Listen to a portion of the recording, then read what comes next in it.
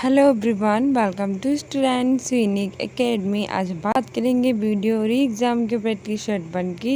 इससे पहले मैंने काफ़ी वीडियोस बना के रखे हैं, अगर वो ना देखे तो प्लीज़ देखना और 2015-2018 का प्रीवियस ईयर का पेपर भी सॉल्व कर लेना। हमारा 33वां क्वेश्चन कह रहा है, इससे पहले 32 क्वेश्चन करवा लिए, वो भी देख लीजिएगा। 33वां क्वेश्चन कह रहा है कि ले चला साथ में तुझे कनक, जीव भिक्षुक लेकर स्वर्ण झनक में अलंकार बताइए। यानी कि ले चला साथ में तुझे कनक, जीव भिक्षुक लेकर स्वर्ण झनक में अलंकार कौन सा है? ऑप्शन ए है रूपक अलंकार, ऑप्शन बी है उत्प्रेक्षा अलंकार, ऑप्शन सी है उपमा अलंकार और ऑप्शन डी है श्लेष अलंकार। तो अगर हम बात करें ले चला साथ में तुझे कनक, जीव भिक्षुक लेकर स्वर्ण झनक, तो यहाँ पे भी ज्यों त्यों जो सो आ जाए तो वहाँ पे उत्प्रेक्षा अलंकार होता है। कौन सा अलंकार होता है?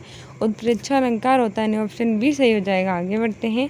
आगे हमसे कह रहा है, हमारा 34वां क्वेश्चन कह रहा है, यद्यप वे पंडित है फिर भी हटी है को संयुक्त वाक्य में परिवर्तित करने पर भी सही उत्तर होगा। यानी कि जो हमारा वाक्य है, यद्यप वह पंडित है फिर भी हटी है, उसको हमें संयुक्त वाक्य में चेंज करना है। तो ऑप्शन ए कह रहा है वे पंडित है किंतु हटी है, ऑप्शन बी कह रहा है वे पंडित है वे हटी है, ऑप्शन सी कह रहा है पंडित होने के कारण भी हटी है और ऑप्शन डी कह रहा है पंडित होते हुए भी हटी है। अगर हम बात करें यद्यप वे पंडित है फिर भी हटी की, क्योंकि एक मिश्रित वाक्य है, इसको हमें सत्य वाक्य में चेंज करना है, तो हमारा सही आंसर हो जाएगा वे पंडित है किंतु हटी। यानी ऑप्शन ये सही हो जाएगा। क्या हो जाएगा? वे पंडित है किंतु हटी है। ठीक है, आगे बढ़ते हैं। आगे हमसे क्या कह रहा है? आगे हमसे हमारा 35 नंबर क्वेश्चन कह रहा है कि निम्न शब्द में से प्रयुक्त प्रत्यय के लिए सही विकल्प चुनिए। यानी कि जो एक शब्द दिया गया मच्छरदानी, इसमें कौन सा प्रत्यय का प्रयोग हुआ है? ऑप्शन ए है अनी, ऑप्शन बी है अन, ऑप्शन सी है या और ऑप्शन डी है दानी।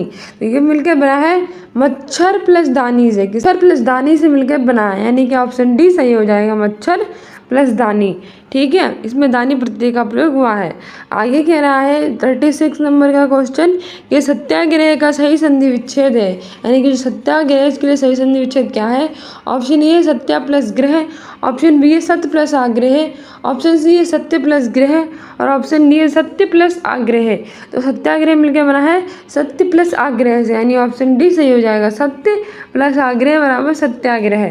ठीक है, आगे 37 नंबर क्वेश्चन कह रहा है कि तिलक किस प्रकार का शब्द है? यानी कि जो तिलक है वो किस प्रकार का शब्द है? ऑप्शन ए है तत्सम, ऑप्शन बी है तद्भव, ऑप्शन सी है देशज और ऑप्शन डी है संकर। तो अगर हम बात करें तिलक की, तो तिलक हमारा शब्द है तत्सम शब्द। कैसा शब्द है? ऑप्शन ए सही हो जाएगा, तिलक जो है वो हमारा तत्सम शब्द है। ठीक है, आगे बढ़ते हैं। आगे हमसे कह रहा है 38 नंबर क्वेश्चन कि फूल का तत्सम होगा, यानी कि जो फूल है उसका क्या तत्सम होगा? ऑप्शन ए है पुष्प, ऑप्शन बी है पुष्प, ऑप्शन सी है प्रसून और ऑप्शन डी है सुमन। तो एक फूल है वो तद्भव है और इसका तत्सम होगा पुष्प। क्या हो जाएगा? पुष्प। ऑप्शन ए बी सही हो जाएगा, पुष्प का तत्सम होता है फूल। ठीक है, आगे बढ़ते हैं। आगे हमसे 39 नंबर क्वेश्चन कह रहा है कि उचित शब्द चुनकर रिक्त स्थान की पूर्ति कीजिए। यानी कि उचित शब्द चुनकर जो रिक्त स्थान है इसकी पूर्ति करना है। कह रहा है कि अंतर्राष्ट्रीय हिंदी कवि सम्मेलन का स्वयं में बड़ा काम है। प्रयोजन है ऑप्शन ए, ऑप्शन बी है आरक्षण, ऑप्शन सी है आयोजन और ऑप्शन डी है संगठन। तो अंतर्राष्ट्रीय हिंदी कवि सम्मेलन का आयोजन स्वयं में बड़ा काम है। क्या हो जाएगा? आयोजन। ऑप्शन सी सही हो जाएगा। ठीक है, आगे बढ़ते हैं। आगे कह रहा है कि कोई आ रहा है वाक्य में किस प्रकार का सर्वनाम है? कि कोई आ रहा है, इस वाक्य में कैसा सर्वनाम है? जो कोई है वो कैसा सर्वनाम है? ऑप्शन ए है निश्चयवाचक सर्वनाम, ऑप्शन बी है निश्चयवाचक सर्वनाम, ऑप्शन सी है संबंधवाचक सर्वनाम, ऑप्शन डी है निजवाचक सर्वनाम। जैसा आप जानते हैं कि हिंदी में कुल 11 सर्वनाम होते हैं और वैसे सर्वनामों की संख्या 6 होती है, और जो कोई होता है वो अनिश्चयवाचक सर्वनाम होता है, क्योंकि पता नहीं होता कि कोई क्या कौन है। ठीक है, तो कोई है वो हमारा निश्चयवाचक सर्वनाम है। ऑप्शन ए सही हो जाएगा, निश्चयवाचक सर्वनाम। आगे बढ़ते हैं, आगे देख लेते हैं। आगे हमारा 41 नंबर क्वेश्चन कह रहा है कि प्राचीन शब्द विशेषण के किस प्रकार में आता है? यानी कि जो हमारा प्राचीन शब्द वो किस प्रकार के विशेषण में आता है? ऑप्शन ए है सर्वनामिक, ऑप्शन बी है परिमाणवाचक, ऑप्शन सी है संख्यावाचक और ऑप्शन डी है गुणवाचक। अगर प्राचीन की बात करें तो वो हमारा गुणवाचक में आता है। किस में आता है? गुणवाचक में प्राचीन शब्द आता है, विशेषण के गुणवाचक विशेषण में आता है। ठीक है, आगे बढ़ते हैं। आगे हमारा कह रहा है कि 42 से 43 तक इस वाक्य में प्रत्येक के पहले और भाग और अंतिम भाग को क्रमशः 1 और 6 की संख्या दी गई है। बीच में आने वाले अंश को 4 भागों में बांट के 11 लाभ की संख्या दी गई है। चारों को उचित क्रम में नहीं है, आपको इसे उचित क्रम में लगाना है ताकि शुद्ध वाक्य बन सके। ठीक है, तो हमारा कैसा शुद्ध वाक्य बनेगा, हमें कैसे लगाना है? तो 42 का पहला क्वेश्चन कह रहा है कि कुल मिलाकर आत्मरक्षा की रपट कथा पुलिस अधिकारियों की बातों से ये निष्कर्ष सामने आता है कि छात्राओं को आत्मरक्षा के लिए सुरक्षा के तरीके के मामले में महिला आयोग को निपुण किया जाता है। तो कुल मिलाकर आत्मरक्षा की रपट कथा पुलिस अधिकारियों की बातों से यही निष्कर्ष सामने आता है कि छात्राओं को आत्मरक्षा की सुरक्षा के तरीकों के मामले में महिला आयोग निपुण है। कुल मिलाकर आत्मरक्षा के मामलों में ऐसे होगा, कुल मिलाकर आत्मरक्षा के मामलों में महिला आयोग, यानी सबसे पहले वाह होगा, यानी कुल मिलाकर आत्मरक्षा के मामलों में महिला आयोग की रपट कथा पुलिस अधिकारियों की रपट कथा पुलिस अधिकारियों की, फिर यह आएगा पुलिस अधिकारियों की बातों से ही निष्कर्ष सामने आता है, यानी रहा होगा सामने आता है कि छात्राओं को आत्मरक्षा के लिए सुरक्षा के तरीकों में निपुण किया जाता है। ठीक है, तो ला हो जाएगा। ये इसका फुल वाक्य बनेगा कि कुल मिलाकर आत्मरक्षा के मामलों में महिला आयोग की रपट तथा पुलिस अधिकारियों की बातों से यही निष्कर्ष सामने आता है कि छात्राओं को आत्मरक्षा के लिए सुरक्षा के तरीके में निपुण किया जाता है। यानी बा या रा ला हमारा सही आंसर हो जाएगा। तो बा या रा ला किस में हमारा दिया गया है? तो वो दिया गया है सी में, कि बी में दिया गया है बा या रा ला, यानी ऑप्शन सी हमारा सही हो जाएगा। आगे बढ़ते हैं। आगे कह रहा है कि सामाजिक जीवन में क्रोध की जरूरत बराबर पड़ती है। मनुष्य दूसरों के द्वारा पहुंचाए जाने वाले बहुत से यदि क्रोध ना हो तो कष्टों की चिन्ह निवृत्ति का उपाय ही ना कर सके। तो इसमें कैसे बनेगा? इसमें होगा समाज बनेगा कि सामाजिक जीवन में क्रोध की जरूरत बराबर पड़ती है, यानी कि सबसे पहले यह होगा क्रोध की जरूरत बराबर पड़ती है। यदि क्रोध ना हो तो, यानी फिर ला होगा, यदि क्रोध ना हो तो मनुष्य दूसरों की तरफ पहुंचाए जाने वाले बहुत से कष्टों की चिन्ह निवृत्ति का उपाय ही ना कर सके, यानी कि रा होगा। फिर उसके बाद हमारा क्या होगा? बा होगा कि सामाजिक जीवन में क्रोध की जरूरत बराबर पड़ती है। यदि क्रोध ना हो तो मनुष्य दूसरों के द्वारा पहुंचाए जाने वाले बहुत से कष्टों की चिन्ह निवृत्ति का उपाय ही ना कर सके। ठीक है, यानी कि या ला रावा हमारा सही आंसर हो जाएगा। तो या ला रावा किस में दिया गया है?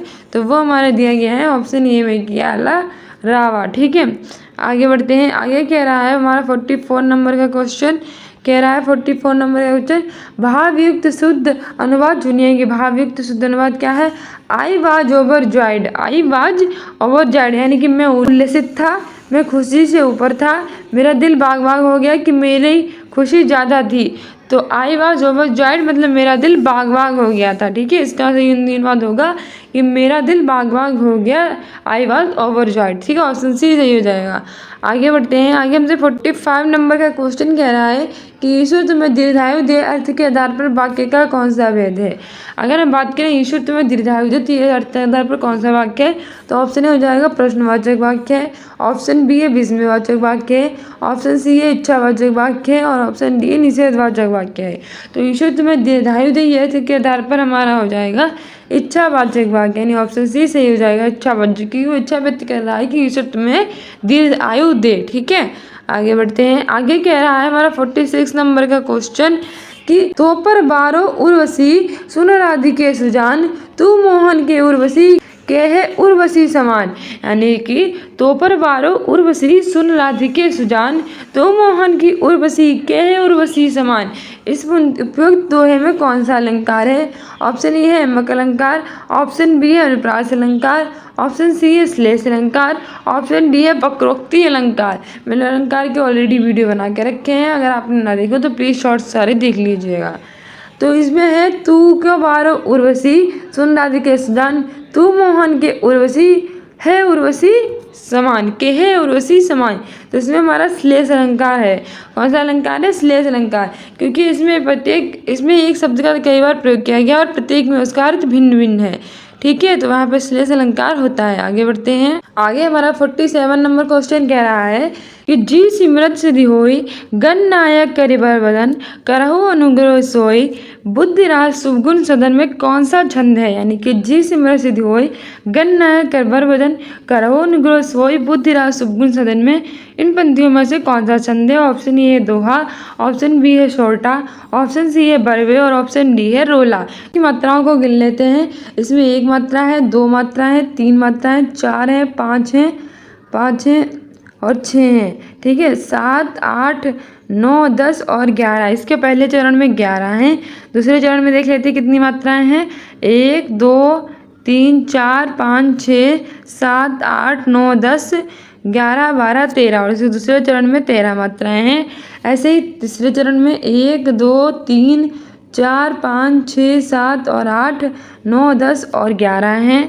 और चौथे चरण में 1, 2, 3, 4, 5, 6, 7, 8, 9, 10, 11, 12, 13। तो इसमें भी 13 हैं। तो जिस छंद में तीसरे चरण में 11, दूसरे और चौथे चरण में 13 मात्राएं होती हैं वो हमारा सोरठा होता है। क्या होता है? हमारा ऑप्शन बी सही हो जाएगा, सोरठा होता है। सोरठा हमारा एक अर्धसमात्रिक छंद होता है और इसके पहले और तीसरे चरण में 11, दूसरे और चौथे चरण में 13 मात्राएं होती हैं। वहीं ये दोहे का उल्टा होता है और दोहे में कितनी मात्राएं होती हैं? पहले और तीसरे चरण में 13, दूसरे और चौथे चरण में 11 मात्राएं होती हैं। ठीक है, आगे बढ़ते हैं। आगे हमसे कह रहा है हमारा 48 नंबर का क्वेश्चन कि निम्न में से कौन मात्रिक छंद है। यानी कि इन चारों में से कौन सा मात्रिक छंद है। ऑप्शन ए है दोहा, ऑप्शन बी है चौपाई, ऑप्शन डी है रोला और ऑप्शन डी है ये सभी। तो अगर हमारे मात्रिक छंद की तो दो हमारा अर्धसमात्रिक छंद है, चौपाई हमारा मात्रिक छंद है। इसमें 4 चरण होते हैं और प्रत्येक चरण में 16 मात्राएं होती हैं। तीसरा हमारा है रोला। रोला की बात करें तो ये भी हमारा मात्रिक छंद है और ये सभी यानी ऑप्शन डी सही हो जाएगा कि ये सभी हमारे कैसे छंद हैं? मात्रिक छंद हैं। ठीक है, आगे बढ़ते हैं। आगे हमारा 49 नंबर का क्वेश्चन कह रहा है कि नीचे भाषा की 4 विशेषताएं दी गई हैं, इनमें से जो एक गलत विशेषता है उसे चुनिए। तो भाषा की इन 4 विशेषताओं में से कौन सी भाषा गलत है, कौन सी विशेषता गलत है वो बतानी है। ऑप्शन ए है भाषा परिवर्तनशील होती है, ऑप्शन बी है भाषा पैतृक संपत्ति होती है, ऑप्शन सी है भाषा सामाजिक संपत्ति होती है, ऑप्शन डी है भाषा अनुकरण द्वारा सीखी जाती है। तो बिल्कुल सही है, भाषा अनुकरण द्वारा सीखी जाती है। भाषा परिवर्तनशील है, बिल्कुल सही है, भाषा बदलती रहती है। भाषा पैतृक संपत्ति होती है, ये गलत हो जाएगा। पैतृक संपत्ति नहीं बल्कि सामाजिक संपत्ति होती है। भाषा कैसी संपत्ति होती है? सामाजिक संपत्ति होती है, ना कि प्रत्येक। यानी कि ऑप्शन सी और यानी कि ऑप्शन बी हमारा सही हो जाएगा क्योंकि इसने हमसे गलत पूछा है। आगे बढ़ते हैं। आगे देख लेते हैं अपना अगला क्वेश्चन। आगे हमारा 50 क्वेश्चन कह रहा है और लास्ट क्वेश्चन है इस हमारी 50 सेट का। किन में से कौन भक्तिकालीन कवि नहीं है? इन चारों में से कौन से भक्तिकालीन कवि नहीं है? ऑप्शन ए है बिहारी, ऑप्शन बी है सूरदास, ऑप्शन सी है कबीरदास और ऑप्शन डी है तुलसीदास। तो अगर हम बात करें भक्तिकालीन कवि की तो हमारे जो तुलसीदास है तो भक्तिकालीन कवि हैं, कबीरदास ये भी हैं, सूरदास ये भी हैं, लेकिन जो बिहारी लाल हैं ये भक्तिकालीन कवि नहीं है। यानी कि ऑप्शन ये सही हो जाएगा। सो डियर स्टूडेंट एंड ये थे हमारे प्रैक्टिस सेट बन के कुछ मोस्ट इंपॉर्टेंट क्वेश्चन जो हमारे सभी एग्जाम्स के लिए मोस्ट इंपॉर्टेंट थे। अगर आप इससे पहले मेरे वीडियो ना देखें तो वो भी देख लीजिएगा और शॉर्ट्स भी देखा कीजिए, कम्युनिटी पोस्ट में आंसर भी दिया कीजिए। तो मिलते हैं अपने नेक्स्ट वीडियो में भी। Continue with next video. If you like this video like, subscribe and share. Thank you, bye.